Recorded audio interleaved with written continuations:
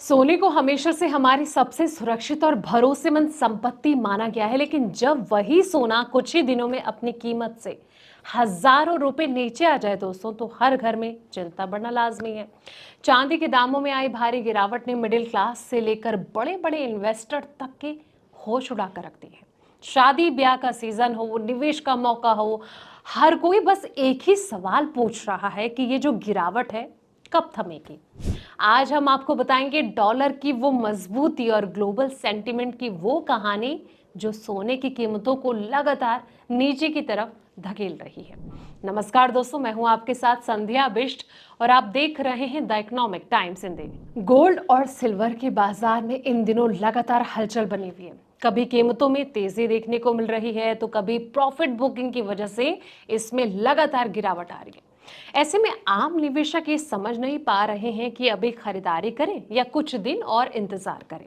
बाजार के एक्सपर्ट ये मान रहे हैं कि कम समय के लिए सोने पर दबाव बना रह सकता है, लेकिन लंबे समय निवेश करने वालों के लिए मौजूदा स्तर अच्छे माने जा रहे हैं। वहीं चांदी को लेकर भी सप्लाई से जुड़ी नई चिंता सामने आ रही है दोस्तों। कमोडिटी बाजार के जानकार सुनील का ये कहना है कि इस समय गोल्ड का जो सेंटीमेंट है थोड़ा कमजोर नजर आ रहा है। इंटरनेशनल मार्केट में गोल्ड जो है वो $4000 के नीचे कारोबार कर रहा है। वहीं घरेलू बाजार में भी अगस्त का जो वायदा करीब 1% की गिरावट के साथ 1.41 लाख रुपीस प्रति 10 ग्राम के आसपास ट्रेंड कर रहा है। दोस्तों, एक्सपर्ट के मुताबिक इस समय बाजार की जो नजर है वो अमेरिकी सेंट्रल बैंक यानी कि फेडरल रिजर्व की जो ब्याज दरें हैं इसकी नीति पर है। निवेशकों को ये लग रहा है कि इस साल जो है ब्याज दरों में बढ़ोतरी हो सकती है और इसी वजह से गोल्ड की जो कीमतें हैं इस पर प्रेशर बना हुआ है। दोस्तों, एक्सपर्ट ये भी बताते हैं कि इस समय जो यूएस डॉलर इंडेक्स है वो मजबूत बना हुआ है और इसके साथ ही ट्रेजरी यील्ड भी ऊंचे स्तर पर है। जब डॉलर मजबूत होता है और ब्याज दरें जो हैं वो ऊंची रहती है तो निवेशकों का जो रुझान है वो गोल्ड से हटकर दूसरे जो निवेश के ऑप्शन होते हैं उनकी तरफ बढ़ने लग जाता है। यही वजह है कि गोल्ड एक्सचेंज ट्रेड फंड यानी कि ईटीएफ से भी जो पैसा है निकलता नजर आ रहा है। एक्सपर्ट का मानना है कि आने वाले कुछ दिनों में ये जो स्थिति है वो बनी रह सकती है। बाजार अब फेडरल रिजर्व के नए चेयरमैन के रुख पर भी नजर रखे हुए हैं। अगर उनकी नीति सख्त रहती है तो गोल्ड में थोड़ी और कमजोरी जो है वो देखने को मिल सकती है।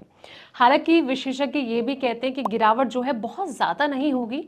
उनका अनुमान यह है कि इंटरनेशनल मार्केट में गोल्ड करीब 3700 से लेकर $3800 के आसपास मजबूत सपोर्ट बना सकता है। घरेलू बाजार में भी अगले 1 से 2 हफ्ते के करीब $3000 तक की गिरावट संभव है और भाव जो है 1,38,000 प्रति 10 ग्राम तक आ सकते हैं। लेकिन लॉन्ग टर्म निवेशकों के लिए तस्वीर जो है वो बहुत अलग है। जानकार ये मान रहे हैं कि अगर आपका जो निवेश का नजरिया है वो कई साल का है तो मौजूदा स्तर पर धीरे धीरे खरीदारी शुरू की जा सकती है, यानी कि एक साथ पूरी रकम लगाने के बजाय जो है वो थोड़ा थोड़ा निवेश करना बेहतर रहेगा।